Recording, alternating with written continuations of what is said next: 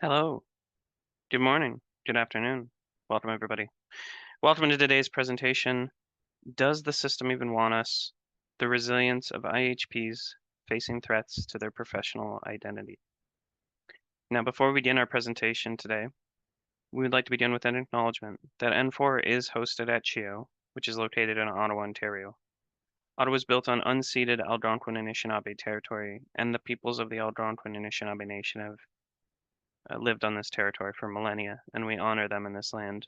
Their culture and presence have nurtured and continue to nurture this land.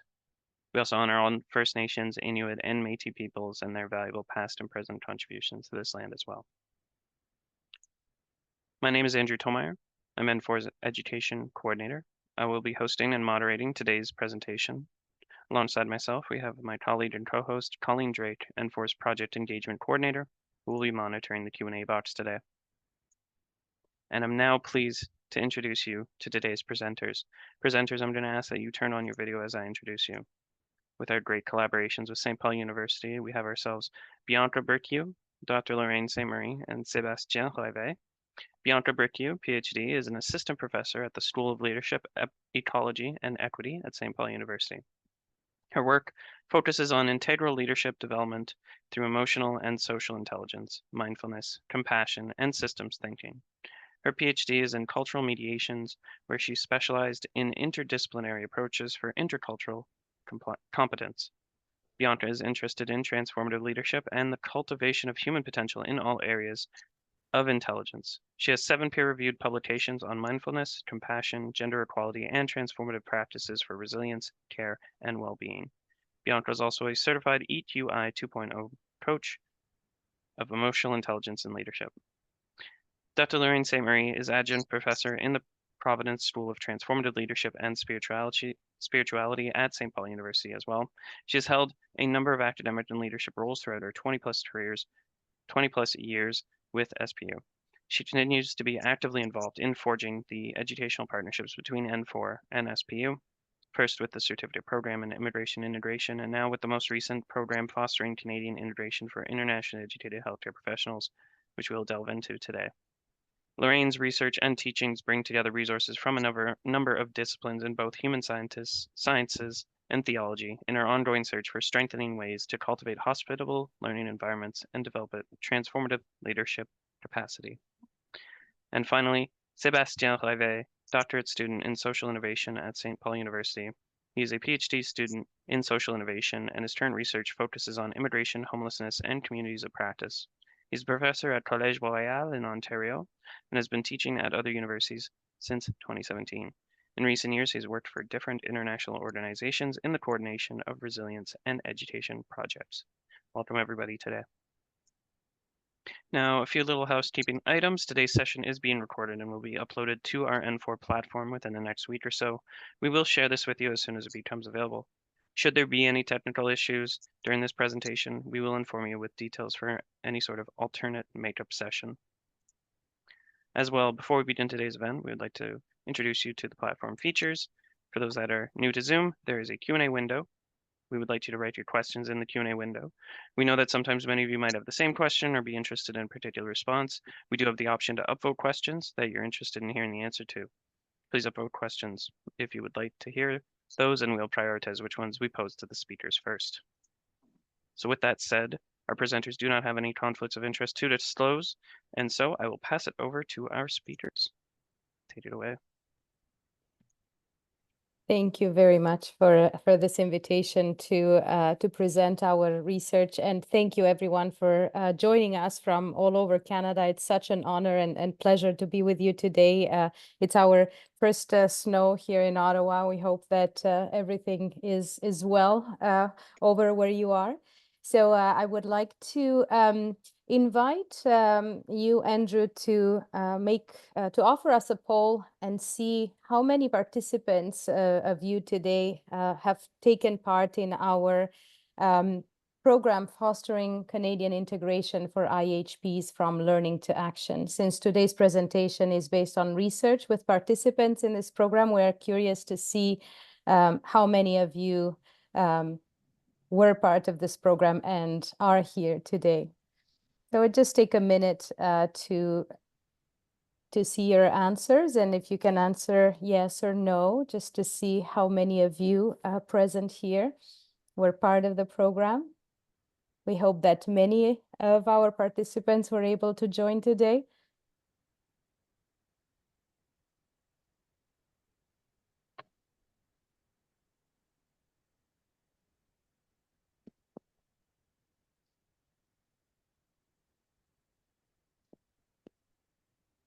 And Andrew, when you have the poll answers, it would be great if you can share them with all of us.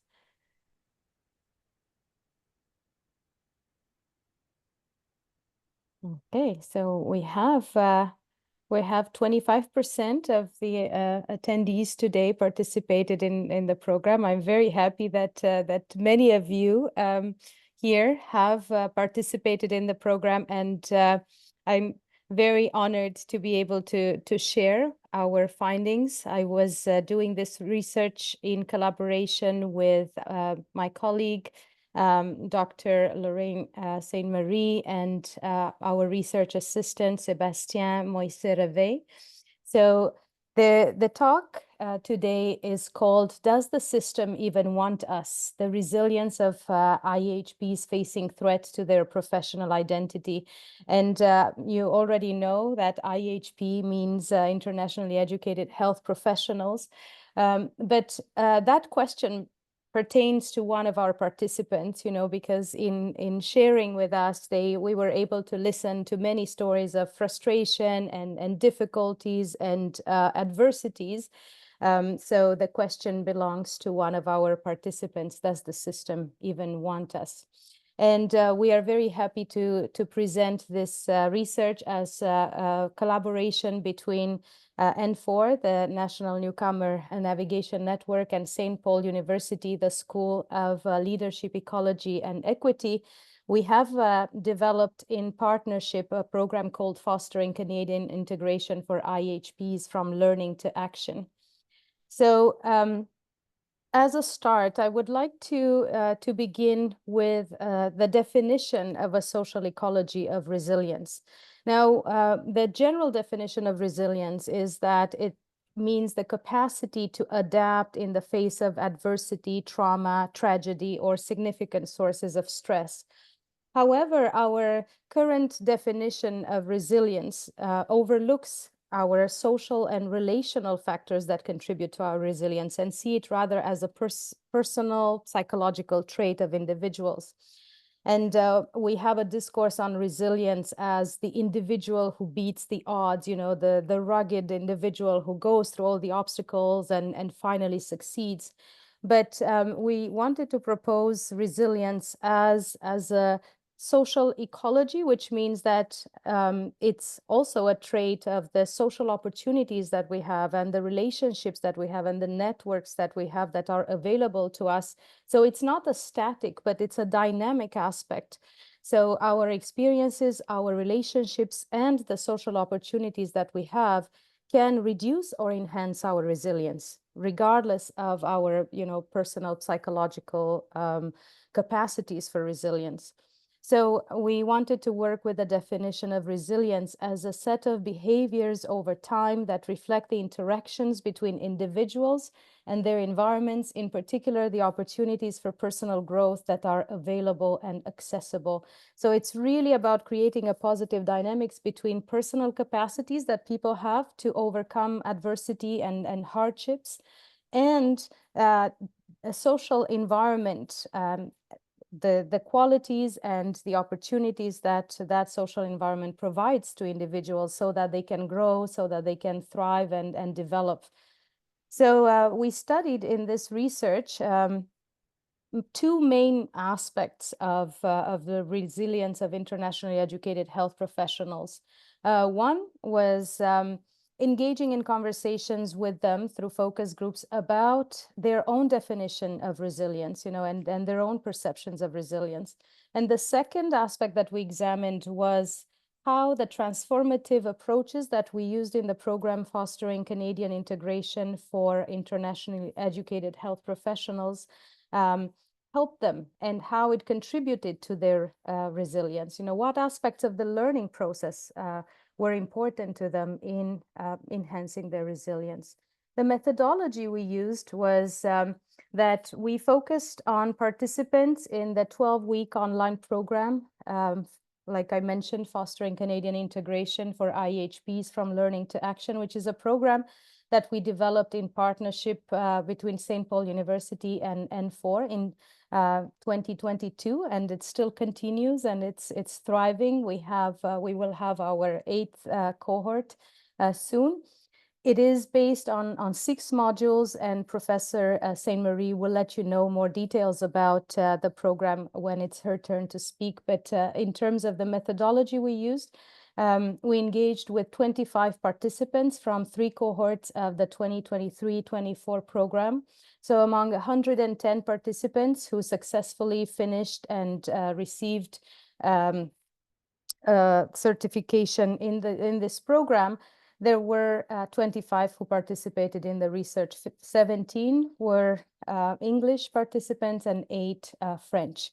So we had 6 focus groups with these participants, and we analyzed their end of module journal. So as you see, there are 6 modules in the program, and each module has an exercise or a journal at the end where participants reflect on their learning process. So I wanted to start with the double adversity that IEHPs are experiencing when they come to Canada, because as immigrants, you know, there is I would say, an adversity that is inevitable to the immigration process, which is the experience of moving from a country to another, changing one's culture, sometimes living in a new language. So those processes of adaptation tend to be quite difficult, and they may take, 1 to 2 years, in terms of the culture shock and adaptation process. But IHPs, unlike other immigrants, also experience multiple barriers to their professional integration in the healthcare system. So that adds another dimension of adversity that can continue sometimes for a few years and makes it especially I would say, difficult and stressful. So IHPs are, when they enter Canada, they have to interact with 3 subsystems that usually don't work very well to support their integration. There are some gaps between these systems. So there is the immigration policies that want to bring highly educated people, doctors and nurses in Canada. But at the same time, in Canada, we have health education and regulatory bodies that are based on protective policies for people who go to university in Canada, and sometimes they can act as gatekeepers against the integration of IHP. So you have a lot of rules and regulation that sometimes make their entry difficult. And then the third subsystem is the health human resources. So various clinics and hospitals that may need to employ people, but again, they are bound by a series of regulations that make it difficult for IHPs to integrate. So those of you who are doctors and nurses, this is probably a familiar story to you, that there are multiple obstacles to professional integration at all levels, both at the level of credentialing, finding a residency placement, and then being able to have access to a job in the healthcare system. And what happens with IHPs is that a threat to their professional identity leads to loss of confidence, depression, and despair. It's particularly difficult for health professionals because their profession is a vocation. It's something that is deeply connected to their sense of self. So not being able to access that particular position is deeply threatening to their experience of well-being and resilience. So we also noted that refugee IHPs, we had among the 25 people that we interviewed, 7 were refugees. They are even more vulnerable to re-traumatization when they cannot become integrated in the healthcare system, just because for them the stakes are even higher for being here. There is no place that they can return to. And they also arrive having gone through experiences of traumatization, which makes them more vulnerable to these obstacles and difficulties. So some of the obstacles are expensive and time-consuming licensing process, provincial differences in regulation that undermine mobility. So once they arrive in one place, it's difficult to move because of the licensing and regulations in a particular location. The lack of residency placements, the lack of recognition of experience. There are people with 20, 25 years of experience whose experience is not recognized, which is very difficult to experience. Culture and language differences, requirements for recency of practice. So if they stay more than 3 years without having access to a job in healthcare, they have to, sometimes they may lose their ability to practice, which can be extremely stressful, again, because of that pressure. And systemic discrimination, which of course acts against their well-being and resilience. So what we notice with some of the participants in the program is a downward professional mobility. They either have to set up for jobs outside the healthcare system that are not related to their profession, or to accept jobs in the healthcare system that are below their experience level or credentialing level. So structural inequalities and injustice deeply affect IEHP's resilience. So for example, in 2020, only 22% of internationally educated applicants received a residency position, and this is based on World Education Services report. So I would like to finish with a quote before I invite Sébastien to continue. This is from one of our participants. We replaced their name with a code, as you can see here. What they are saying is, upon arriving here in Canada, first of all, I noticed that it wasn't as easy as I thought earlier before arrival. And that really affected me to discover that it was not easy getting into the field I've known all my life and practiced. All the experiences I have gained as a physician, seeing that I may not be able to use it, that was really, really demoralizing and made me sort of distressed. I started to think, how do I overcome this hurdle? So now I would like to invite you, Sébastien, to speak about participants' own definition and perception of resilience. Thank you, Professor Luciu. And in that section, I will present you the psychological aspect of resilience. And as we can see in the slide, divided by different components, we received several feedback as a psychological aspect of resilience through the different focus group we had, and with participants and consider that could be a plus to understand that. We have self-care, understanding and recovering from trauma, positive mindset, self-reflection, self-confidence, self the trend, sorry, to overcome challenge, self-confidence, and hope and acceptance of difficulties.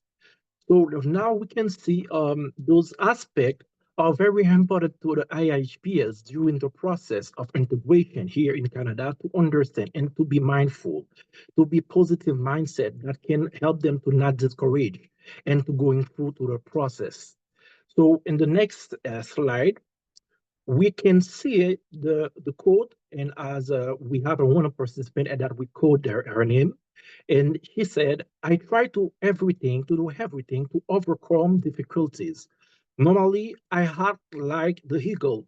When there is a storm, I fly a little higher to overcome the difficulties of life. And I told myself that I'm here, I must achieve my goals, and I'm not going to let anything or anyone stop me from doing it. And I move forward. I face my fears. I face everything. In fact, I manage my stress.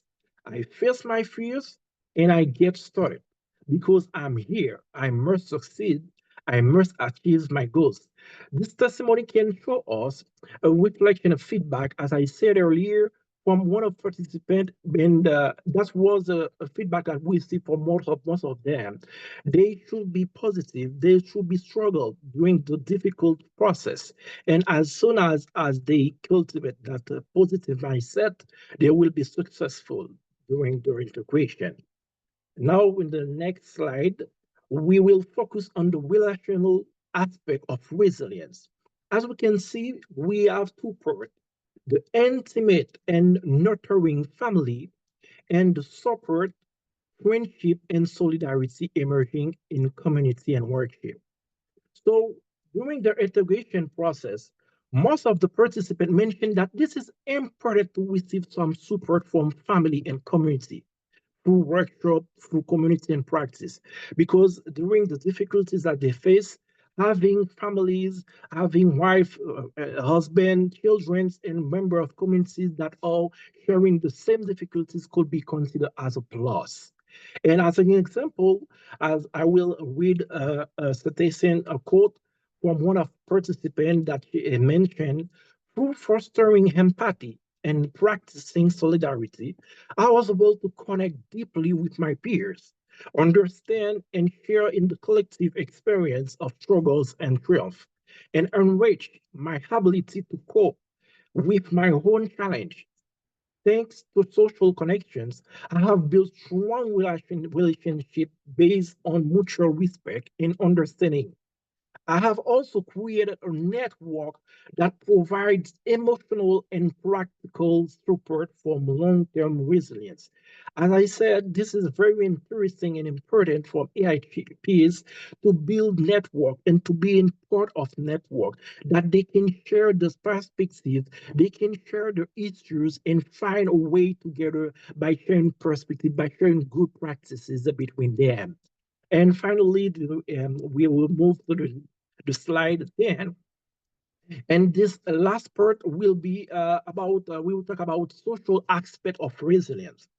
Those components listed here could be considered as some point of AIHPs to face and address, as language training, access to fair employment, access to reliable information, networking and community building by and for, cultural training, and access to mental health and well-being resources as fostering Canadian integration program do.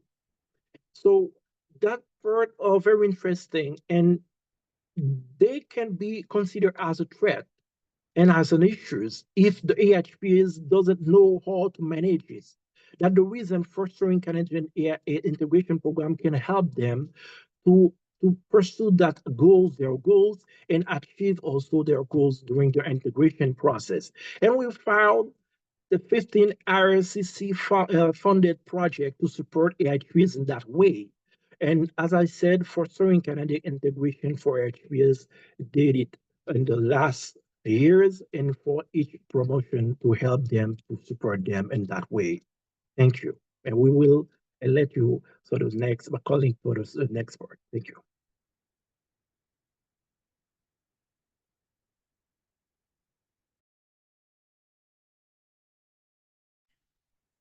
I'm now unmuted. I apologize. All right. Just give me a moment here.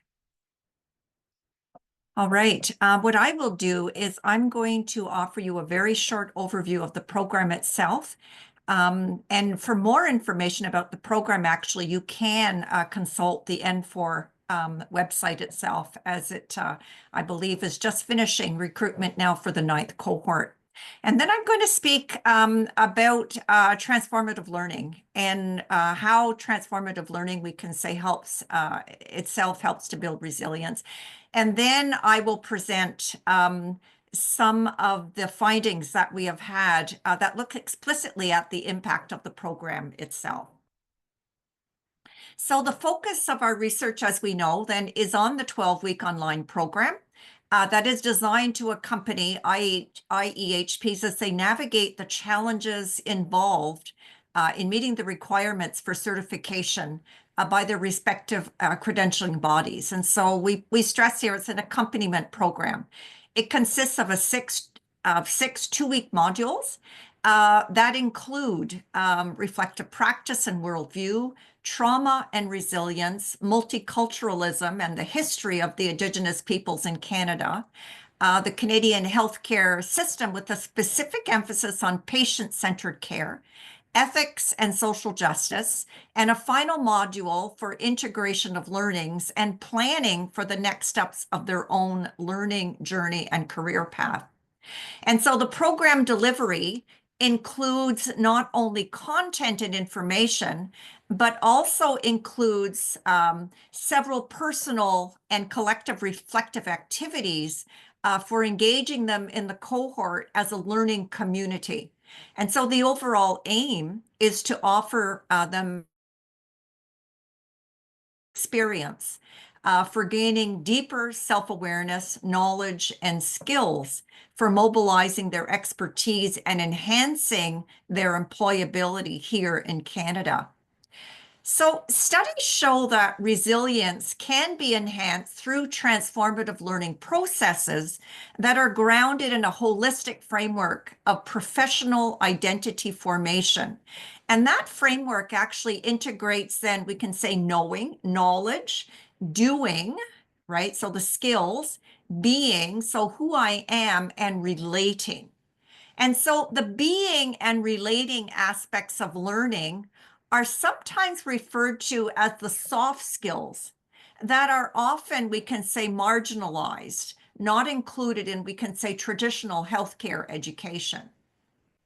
So transformative learning has a strong developmental emphasis, and it implies important long-lasting shifts in one's worldview and meaning. It deepens self-awareness, revealing and changing unconscious biases and assumptions that we hold. So as that, it expands, and we can say, our consciousness to more complex, open, and inclusive frames of reference. And this happens through critical self-reflection.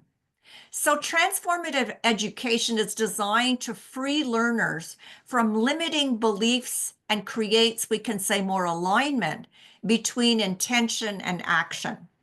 And so increased awareness of the inner world's influence on decisions, on actions and relationships actually leads to more agency and more choice. So recent research on the impact of transformative learning, specifically in medical education, demonstrates that it contributes to resilience. It helps develop a positive dynamic between self and others and one's environment as an important feature of the social ecology of resilience. But as we have heard in what Bianca has said, while these transformative pedagogies build individual capacities for resilience, they also need to be accompanied by structural changes and institutional support systems for a social ecology of resilience. So in other words, it's not enough just for the individual, but the social ecology itself calls for transformation within its systems and structures.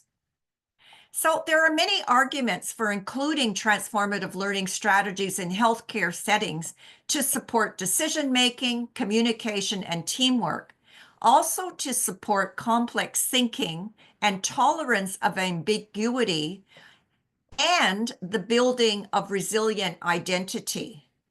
So as healthcare workers engage in highly stressful, morally ambiguous, emotionally charged, and often dangerous work conditions, we see that it is imperative to include a focus on resilience and protection of well-being in their professional training. And this is especially relevant given the worldwide high rate of depression and burnout in the profession, with more than half of physicians in the US alone reporting burnout. So our focus in the study is on a small segment of healthcare workers that are struggling to find their place in the system. The adversities they experience are of a different nature, which makes a focus on resilience even more relevant.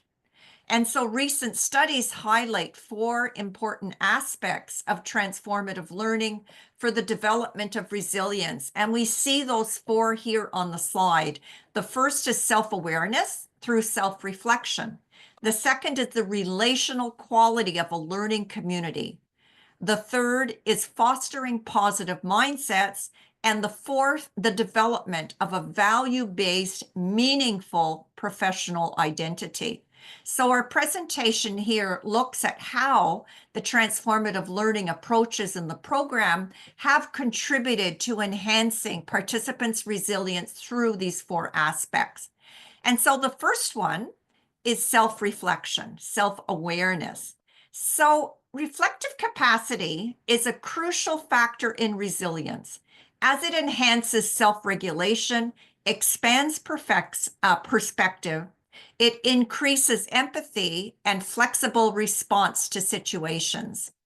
Now, Dr. Hetty Wald of Brown University in Providence, Rhode Island, who has done a lot of research on resilience building in medical education, she gives us the acronym SOS to underline the importance of growing one's ability to reflect on self, on others, as well as the situation and/or the society, right, in one's environment. All these three areas are important for reflection for creating a resilient professional identity.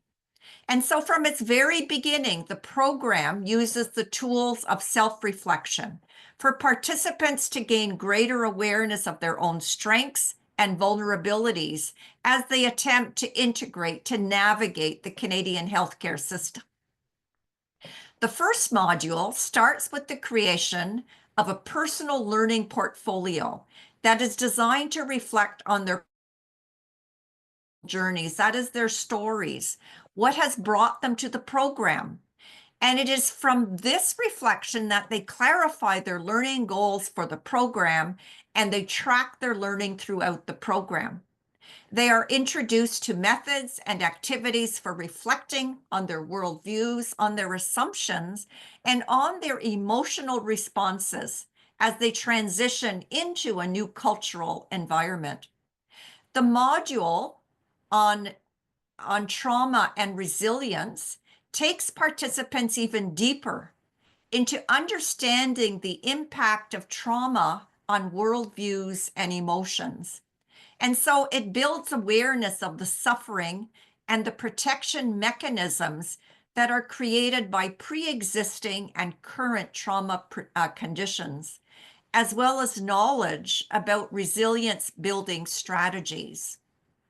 And so in our research, 10 participants specifically reported that the opportunities for self-reflection throughout the program contributed positively to their resilience. As one participant reported, self-reflection remains a crucial strategy as I continually assess my goals and aspirations in this new chapter. My unwavering faith, optimism, and resilience remain steadfast, helping me maintain a positive outlook despite the obstacles. We now turn to the second, which is the relational quality of a learning community. And so research shows that social connection is actually a key factor in resilience. And that is a relationship-centered approach to education invites, one, a positive interaction among learners, and secondly, it actually reduces power disparities between instructors and learners. And so educational strategies such as small group processes, coaching or support circles, peer mentorship, and dialogue contribute to a professional identity formation that strengthens interconnectedness, meaning, and collaborative capacities that actually enhance resilience.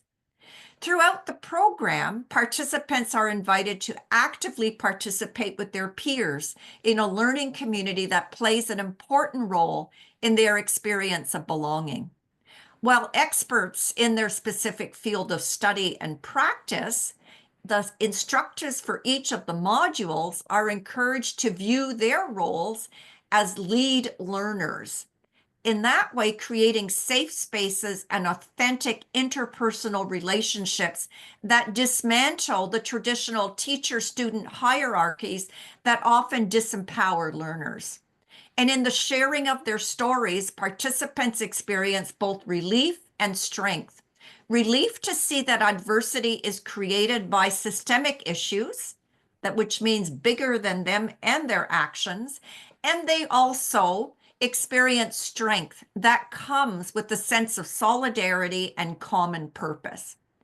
And so 12 participants reported the relational quality of the learning community in strengthening their resilience and help them to self-reflect and deepen their self-awareness.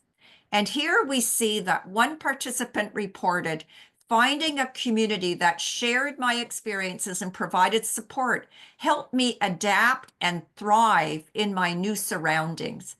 I highlight empathy and solidarity, connecting with my classmates, understanding their stories, and building a supportive community that help me and my peers for developing mutual understanding and respect, which are essential in overcoming personal and collective challenges. Now, the third aspect is fostering a positive mindset. Once again, research shows that supportive and validating learning environments are crucial in the development of a positive mindset that supports resilience and well-being. Trauma-informed pedagogies focus on well-being, self-care, and cultivating a sense of competency and self-confidence for participants. They create safety in the learning space and allow learners to reflect on their strengths. A positive mindset is fostered by increasing emotional awareness. That is, awareness of the role of our emotions in regulating the interactions between self and world. A positive mindset is associated with optimism, an attitude and belief in positive incomes. In trauma-informed education, negative emotions are reframed as sources of information on one's experiences, which then increase learners' skills in stress regulation. And so the validation of all emotions and the sharing of personal stories allows learners more perspective and leads to discovery of new possibilities and relationships. And this comes with an increase in self-confidence and a reclaiming of personal dignity. The module on trauma and resilience is specifically designed to help learners understand their own histories of trauma, developing self-care practices that increase resilience. 7 participants reported that they're gaining greater awareness of trauma in general, as well as their own trauma, contributed to a more positive mindset and a strengthening of their resilience. For some, this program allowed them, for the very first time, to acknowledge the trauma that they themselves had lived in their experience of violence in their home countries, as well as in the cultural shock in their arrival here in Canada. And so their reflection expands their perspective and increases a sense of self-confidence by realizing that they already have many sources of resilience to cope with the current adversity. Self-confidence and trauma awareness foster a more positive mindset and a greater compassion for both self and others. And so, as one participant shared, the difficult journey has tested and strengthened my complexities of the healthcare system requires adaptability and perseverance. I've learned to embrace challenges as opportunities for growth, and this change in mindset has positively influenced my resilience. And we go to the very last aspect then of transformative learning, which is then the development of value-based, meaningful professional identity for resilience. And here we underline that meaning and purpose are important sources of resilience. Meaning is related to the resources that people value and the cultural constructions of what they see as a quality of life. As we know, IEHPs continuously face obstacles in rebuilding their professional identity here in Canada.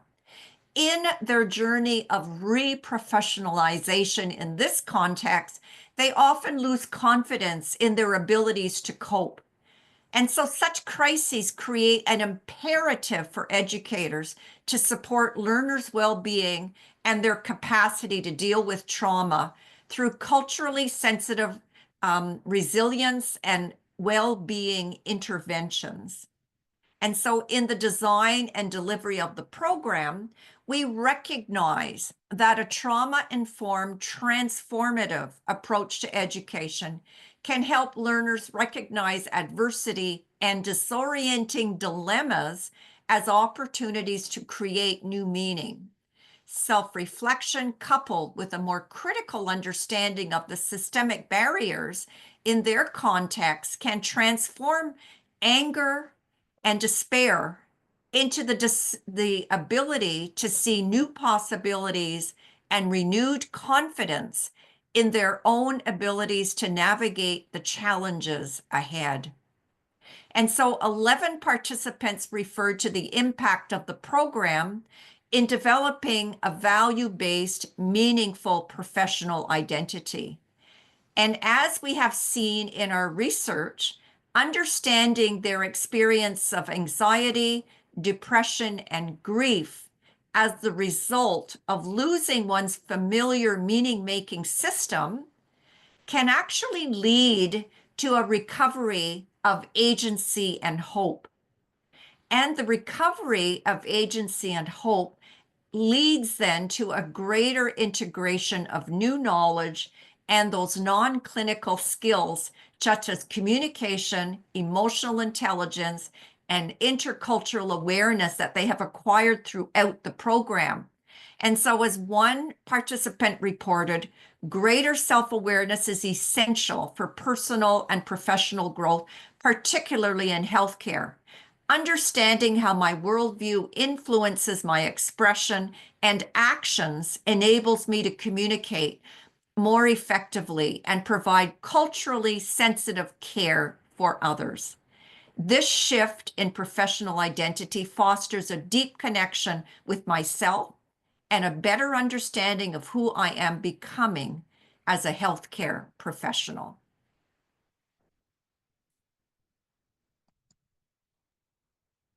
Thank you very much, Lorraine, for your presentation. I will conclude, and I would like to again go back to the beginning of this presentation where we spoke about resilience as not just individual psychological traits, but a dynamic set based on psychological traits, quality of relationships, and social opportunities.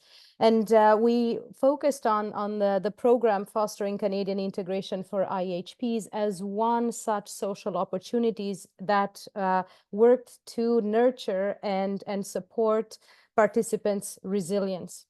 So as you have seen from the presentation, IEHPs cultivate their resilience by tapping into their psychological strengths. We were actually quite impressed with the quality of their stories and the level of self-awareness and resilience that many of the participants showed, the quality of their relationships, and also their strong commitment to learning, growing, and adapting to a new environment.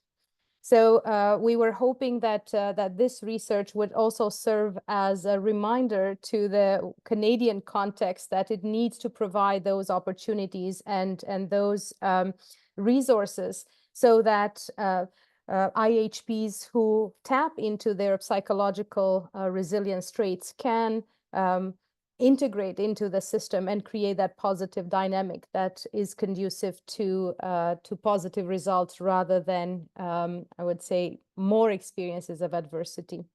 So as you have seen in Lorraine's presentation, the transformative learning approaches in the program Fostering Canadian Integration build resilience through 4 different aspects. First of all is increasing the self-awareness level of participants through various self-reflective practices and exercises, making them more aware also of their emotions, both positive and negative, making them more aware of their trauma and resilience stories. The second aspect was building a learning community. So a learning community both in relationship to the facilitators and lead learners, so those who are teaching in the program, but also the relationships that developed amongst the participants who witnessed that their adversities and hardships were shared and were systemic. It was not due to a personal failure like many of them perceived at the start. Fostering a positive mindset and positive relationships. So a positive mindset, learning how to also work with negative emotions, right? With anxiety, with despair, and not remaining stuck in these powerful emotions. And the last aspect that nurtured participants' resilience was the development of a meaningful professional identity. So reconnecting participants to that deep sense of meaning and purpose that they had for their vocation when they arrived to Canada. And many of them were experiencing that constant threat to this professional identity. So just, I would say, strengthening the sense of meaning and purpose and their commitment to undoing and moving through those obstacles and overcoming the adversities of professional integration. So with this, we would like to thank you all very much for your attention. If you would like more information about the program, please visit the N4 website. Or if you want to learn more about the research, we are happy to share with you the article. So you can contact us at the Providence Institute for Transformative Leadership or the School of Leadership, Ecology and Equity. And here you have my email address. Thank you all very much for your presence and attention today. Yes, thank you so much, Bianca, Lorraine, and Sebastien, for your presentation today. And yes, feel free to write down Bianca's email there on screen for the next minute or so. From this, thank you once again. Thank you for a great presentation. We've had a few questions between myself, between Colleen, as well as among our audience, and please feel free to add your questions to the Q&A window too. One of the questions that came to mind was, from the results, with social aspect of resilience, was there any sort of comparison between those that discussed integration resources, like through YMCA's newcomer centers, or did they feel that more connections to their family or their friends provided greater help in their resilience? I would say that the responses were very depending on those who arrived with their families. So some participants arrived with their families, and those were, I think, were tapping into those relationships as the main source of resilience. And sometimes even those whose families were far away, because these relationships were already there in a sense. And some of them also spoke about the community and networking and them building a relationship through volunteering or connecting to agencies, which was, for some of them, it was a positive experience of connecting also to people from their country or to other IEHPs, but that was more of a process, right? It wasn't something that was already there like family. So I would say that family and intimate relationships were, I would say, a stronger factor in the resilience that they mentioned. Thank you. Thank you for that. With regards to, we've had a few questions in the chat with regards to information, nursing programs, licensing processes. I want to give a shout out to the IHP Resource Hub at the newcomernavigation.ca website. I believe Colleen can share the link to that for those that are interested in licensure pathway questions or methods to becoming a nurse or a physician in Canada. We greatly appreciate the work that SPU has provided to help with providing the Canadian context of the healthcare system and the work that's being done as well. But with regards to becoming a nurse, becoming a fully licensed, please feel free to check out the IHP Resource Hub for more information with regards to that. One of the other questions that we had in mind was, what unique obstacles did IHPs face with both their mental health? Sorry. What unique obstacles did those that you reach out to face with their mental health? I will start, and maybe Lorraine and Sebastien, if you would like to add something. We noticed that many of them were experiencing depression and despair. So I would say that depression and despair were the most dangerous, in a sense, outcomes of that constant adversity. But then there were also milder aspects of anxiety and loss of confidence and loss, a sense of powerlessness, right? Of constantly facing an obstacle, let's say in the exam, and then getting their exams and succeeding and going to the next level, and there would be another obstacle. So it was almost like this constant undermining of resilience, right? And their need for them to find resources where they could, I would continue through all these obstacles.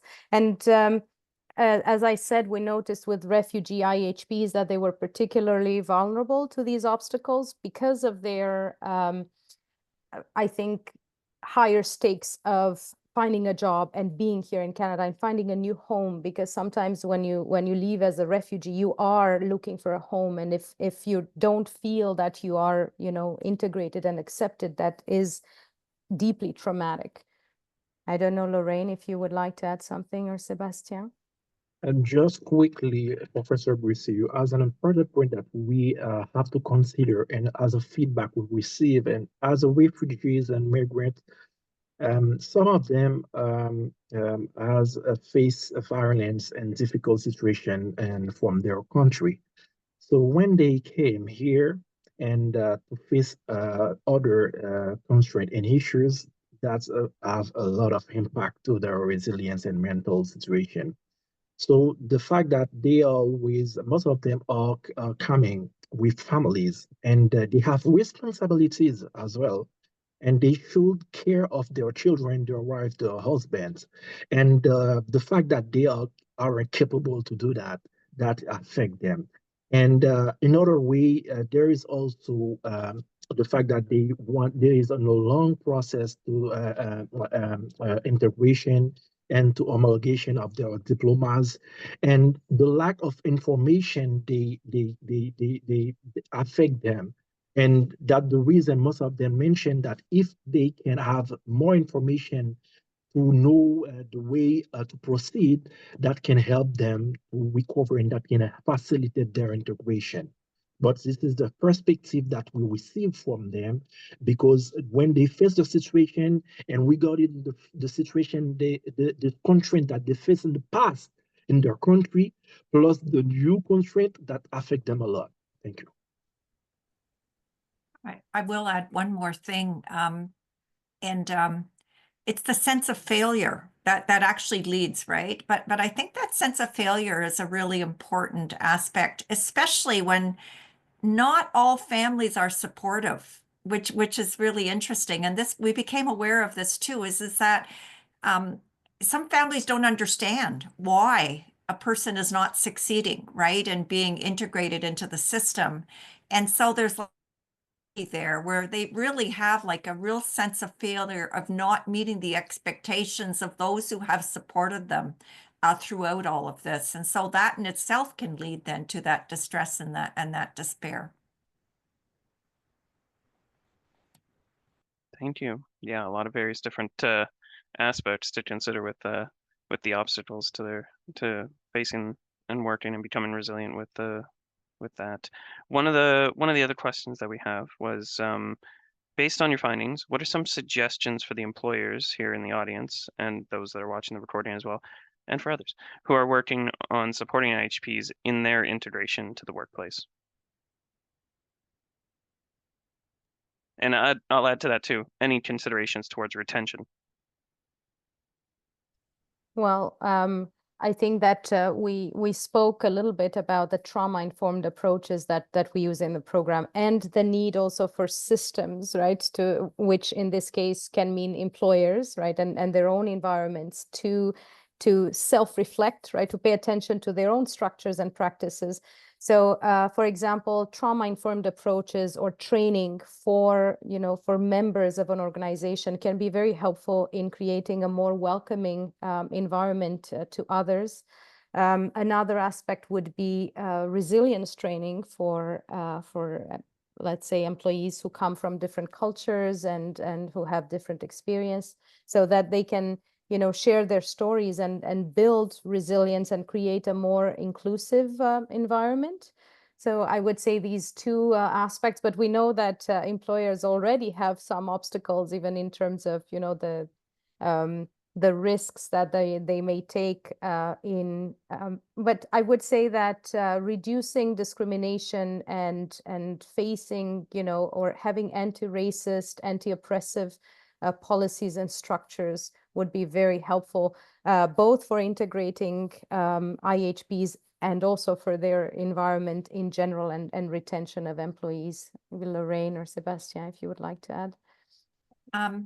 And I'll add to that, opening up spaces for reflection together within to actually create a sense of a workplace as being a learning community itself, where we can actually share, right? What is going on? What are the experiences? What are the actions, and reflect upon them, so that we can become more intentional and deliberate, we can say, in our attempts to be able to integrate, right? Diversity, attempts to integrate persons from different cultures and places then into our work environment. Just Go few ahead. things, and in addition to Professor Brisier and Professor Lauren, and I remember we had a lot of feedback from participants that they share their fear, and about their employment, their integration professional. They mentioned that regarding to their experience, and some of them have more than 10 years and 20 years, 20, 30 years, and they are not well integrated regarding their experience, and the job they found are less representative, and that the fact that they hopefully they has to better consideration from their experience, because they have the sensation to start over, and the salary that he came with the position that they are not reflected to their capacity, to their study, and to their experience. So that's one of the most fears that they shared with us, and as an advice, and we were able to talk and to discuss about it, and led also to sensitize some institution to have a better consideration for their experience, and we are fully sure that the IHPs are have well knowledge and capacities, and can be well integrated regarding their experience. So at the end, is a better consideration of their experience, because they are nurses, they are doctors, and they have great experience and on the field. And when they come on the market in Canada, they feel like they'll start over from the beginning. That's not a bad feeling that the way they felt that over. Right. A lot to consider, a lot of different aspects of keeping in mind the IHPs that are at various organizations, and helping them with their resilience and with keeping that positive mindset. We have quite a few questions, and we will work with our speakers today to help answer them. With that said, going to jump to wrap things up, but while I'm getting things set up, what sort of final takeaways would you like to provide to our audience today? Well, since this was a presentation on resilience, I would encourage all those participants to not give up in the environment and the context in which you are, and to know that you have allies, that you have supporters, that there are many organizations like N4 and this particular partnership working for you. And we also hope that we can create more awareness about changes that need to happen in the system. Thank you for that. And thank you so much, Bianca, Lorraine, Sebastian, for taking time to participate in today's discussion. I know our audience has gained a lot of knowledge, a lot of info on the work that's being done, and we very much appreciate the presentation and being able to present today. Many thanks to you as well, the audience, for joining with us, engaging with us today. And you're very welcome to join us again at any of our upcoming webinars as well. And if you missed any part of today's presentation, or would like to watch this session again and to share with friends for the holidays, we'll be posting this recording to the N4 platform within the next week or so. And we want to continue the dialogue that this presentation started. So we'll be moving all questions that we didn't get a chance to address to the N4's online moderated discussion forum called The Meeting Place. We very much invite you to join N4 to provide your input to the meeting place, and we will be inviting our presenters to respond to your questions there as well. We've also curated several resources related to today's presentation, and you can find them in our resource toolkit, and we will link them when we share the on-demand version of this presentation. So if you haven't yet, please sign up to newcomerNavigation.ca once again for all our resources and learning opportunities. Along with that, you'll be invited to complete a survey to share your feedback with N4. These surveys very much help with us better identify what topics you would like to see in future presentations, future webinars as well. So please take a minute and complete that survey as well. Along with that, check out N4's mobile app available on Apple and Android devices through the QR code here or through newcomerNavigation.ca/iOS or /Android, depending on what your device is. With that, again, thank you once more. Thank you, Bianca, Sebastian, Lorraine, for joining us, and we hope that you can all join us again at a future N4 event. Stay safe and stay well, everybody. Thank you. Thank you. Bye-bye.